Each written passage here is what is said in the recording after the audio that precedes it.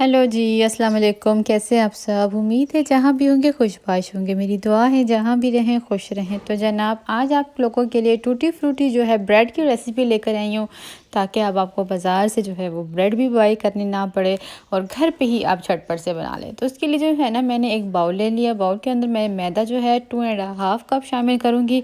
जैसे जैसे मैं आपको इंग्रेडिएंट्स बता रही हूँ, आपने सेम ऐसे ही फॉलो करना है, तो सेम आपका भी ऐसे ही बनेगा। तो अब छानना इसलिए ज़रूरी है मैदे को, क्योंकि इसके अंदर एयर आ जाती है। जब इसमें एयर आती है तभी हमारी जो ब्रेड होती है वो ज़्यादा अच्छी बनती है।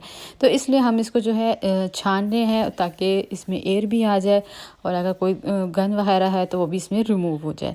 तो इस तरह जो है 2.5 जो है मैंने जो है मैदा जो है वो छान लिया है। वो भी आप लोगों के सामने ही छाना है, ताकि आप लोग भी सेम ऐसे ही फॉलो करें। तो जनाब ये हो गया। अब इसके बाद जो है मैं इसके अंदर शामिल करूँगी ईस्ट।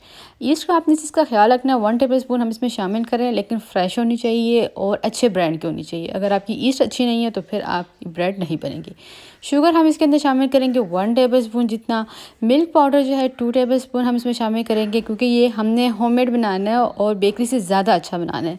तो उसके लिए हमने जो है ना ड्राई मिल्क शामिल करना है, जिससे इसका टेस्ट जो है वो बहुत ज़्यादा इन्हेंस हो जाता है, बहुत ज़्यादा इसका यमी टेस्ट आता है मिल्क पाउडर से। तो वो नमक जो है मैं 1/2 टी स्पून जितना शामिल कर दूँगी, क्योंकि कोई भी मीठी चीज़ उसमें तब नमक डाल देते हैं तो उसका फिर एक अलग ही टेस्ट आता है, और फिर ब्रेड में तो नमक होती ही होती है। इसको मैंने अच्छे से मिक्स कर लिया। मिक्स करने के बाद अब मैं इसके अंदर जो है ना कुकिंग ऑयल जो है वो 3 टेबल स्पून जितनी जो है वो मैं शामिल कर दूँगी। और इसको मैं जो है नीम गर्म दूध से जो है 1.5 कप है, ये बड़ा कप है, तो 1.5 कप जितना जो है हम इसको गूंद लेंगे, क्योंकि दूध से जो है हमारी डो जो है वो काफ़ी अच्छी स्मूथ बनेगी। तो इसलिए हम इसमें दूध शामिल करेंगे। अगर आपके पास दूध की कमी हो तो फिर आपने ऐसा करना है कि हाफ़ आपने इसके अंदर पानी शामिल करना है, और हाफ़ आपने इसके अंदर जो है जितनी मिकदार मैंने आपको बोली है वैसे आपने जो है इसको हाफ़ करके दूध और हाफ़ पानी मिक्स करके इसको नीम गर्म कर लेना है, और फिर आपने इसको गूंदना है। तो सारा का सारा ही चला गया था मेरी इस डो पे, और आप देख सकते हैं कि ये हमारी डो कितनी ज़बरदस्त किस्म की परफेक्ट है, ना बहुत ज़्यादा ढीली बनी है ना बहुत हार्ड है। और इसको जो है हमारा सारा गेम यहाँ पे होगी इसको गूंदने की। जितना अच्छा आप गूंदेंगे उतनी अच्छी आपकी जो है वो ब्रेड बनेगी। जितना कम गूंदेंगे, जितना अच्छा नहीं गूंदेंगे, उतनी अच्छी ब्रेड आपकी नहीं बनेगी। तो मैं हाथ पे थोड़ा थोड़ा सा ऑयल लगा लेती हूँ, ताकि जो चिपक रहा है ना वो चिपके ना, और आसानी से जो है हम डो को जो है वो गूंद सकें। तो इसमें मुझे कम से कम 15 से 20 मिनट लग गए थे, ताकि ये हमारी जो ब्रेड है वो अच्छी बने। तो मैंने क्या किया कि मैंने इंतज़ार नहीं किया कि ये कब फूलेगी, फिर मैं दोबारा से उसको बेलूँगी, और फिर तो मैंने क्या किया, साथ ही मैंने उसी टाइम मैंने जो है इसके अंदर टूटी फ्रूटी जो है वो मैंने इसमें ऐड कर दी। और ये आप देख रहे थे, मैं ये देखिए जितना आपका सांचा होगा उसके हिसाब से आपने इसके जो है ना आपने बनाना है, ताकि इसके अंदर ये फिट हो सके। तो आपने उसके हिसाब से इसका जो है ना रोल करके इसकी जो शेप है करनी है, इसका साइज़ उसके हिसाब से रखना है।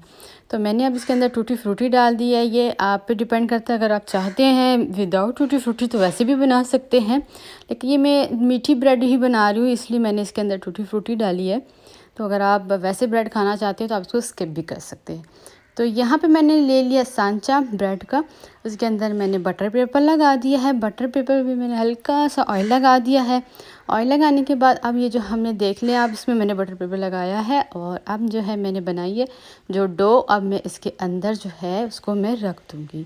इसकी ही साइज़ की होनी चाहिए, ये देखने सेम इतनी ही है जितनी ही हमारा सांचा है। अब इसको मैं है ना मैंने ना फिक्स कर देना है इसके अंदर, और फिर हम इसका वेट करेंगे कि ये फूल जाए। जब ये फूलेगी तभी हमें इसको बेक करना है। 200 डिग्री पे हम इसको बेक करेंगे, इस चीज़ का आपने ख्याल रखना है। और मैं ऊपर और नीचे दोनों का राटा जो है ऑन कर लेती हूँ, और इसको जो है कम से कम 20 मिनट 25 मिनट लगते हैं बेक होने पे। तो मैंने साथ ही थोड़ा सा ऊपर से भी टूटी फ्रूटी जो है मैं जो है इस पर गार्निश के तौर पे लगा रही हूँ, ताकि पता चले कि टूटी फ्रूटी ब्रेड बनी है। तो अभी आप देख सकते हैं इसकी ब्रेड की साइज़ कितनी है। तो ये जब डबल हो जाएगी उसके बाद हम इसको बेक करेंगे। तो उसके लिए फिर आपको ऐसी जगह रखना चाहिए जहाँ पे जगह गर्म हो। लाइक ऐसे हो सकता है कि आप माइक्रोवेव में रख दें, अलमारी के अंदर उसको ढक के रख दें। तो उससे ये होगा कि ये जल्दी एक्टिव हो जाएगी। एक्टिव नहीं जब तक होती तब तक आप इसको बेक मत कीजिएगा। तो मेरे चैनल को लाइक ज़रूर कीजिएगा, सब्सक्राइब कीजिएगा, बेल आइकन को दबाना मत भूलिएगा, ताकि मेरी नई आने वाली रेसिपी अब तक पहुंच सके। जनाब जैसे ही बेक हुआ है आप देख सकते हैं, मैंने इसके ऊपर एक कपड़ा लिया, और उसको मैंने ढाँप दिया। इसको मैंने 10 मिनट के लिए छोड़ दिया। उसके बाद फिर जनाब हमने इसको निकालिए। माशाल्लाह से देख सकते हैं नीचे से भी परफ़ेक्ट है, कोई जली वगैरह नहीं है। और क्योंकि मैंने इसका ख़्याल रखा है कि मैंने कहा कहीं जल ना जाए। और आप देख सकते हैं, और ओवन हमारा प्री हीट था। तो अब इसको हम सीधा कर लेते हैं। तो ये जनाब मज़ेदार सी जो है हमारी होममेड ब्रेड जो है वो टूटी फ्रूटी जो है वो तैयार हो चुकी है। माशाल्लाह से आप देख सकते हैं उसका लुक बाज़ार से भी ज़्यादा आपको अच्छी लगेगी। आपको ऐसा लगेगा जैसे आप केक खा रहे हो, ऐसा आपको फ़ील होगा। बाज़ार की आप ब्रेड भूल जाएंगे, यकीन जाने। तो देख सकते हैं कितनी यम्मी सी लग रही है, बिल्कुल जली नहीं है और बहुत अच्छा इसका जो है कलर आया है। और हमने जो है इसके ऊपर कोई अंडा वगैरह नहीं लगाया। जस्ट मैंने जब इसको बेक करने लगी थी तो मैंने ऊपर से हल्का सा जो है वो मैंने ऑयल लगा दिया था। अगर आप ऑयल लगाना चाहते तो ऑयल लगा लें, हल्का सा मिल्क जो है ब्रश से अप्लाई करके फिर बेक करें, तो उससे इसका कलर जो है बहुत अच्छा आएगा। तो मुझे लाइट पसंद थी तो इसलिए मैंने लाइट किया है। तो आप देख सकते हैं कितनी अच्छी से सॉफ्ट हमारी जो है वो ब्रेड बनी है।